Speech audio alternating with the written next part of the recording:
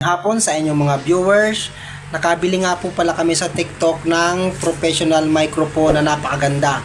Ito po ay ang pangalan ay Quailer. Talaga napakaganda po at quality. Wireless na po siya.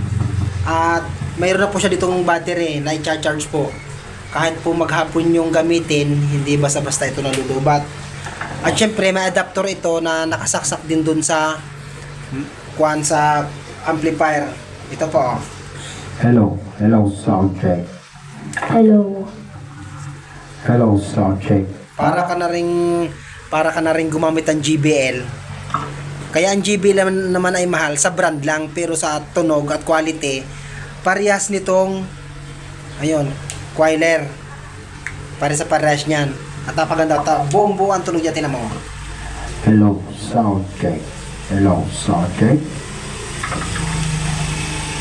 Hello sound check. Ayan po oh. Tingnan niyo yung saksakan, ang ganda oh. Kaya sa mga gustong bumili nito, bili na po kayo. Ito pang sasabayin ko oh.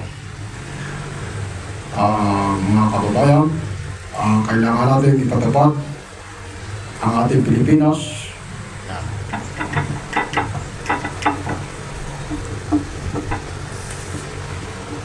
At ito naman po si Babalo.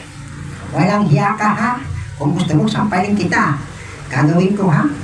Napakawalang hiya mo, anak ka ng mama mo ha?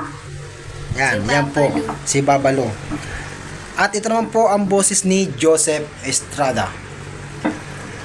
Mga kababayan, walang kumpare. Walang mayabang sa malaman. Pantay-pantay tayong lahat. Ayan po.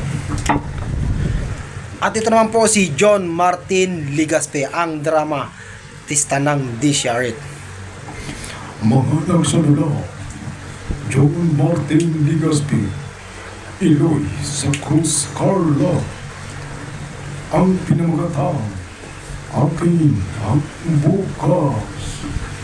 Yan po. Yan po ang mga boses ng mga artista. Ito yung isasaksak ninyo sa ampli. Ayan.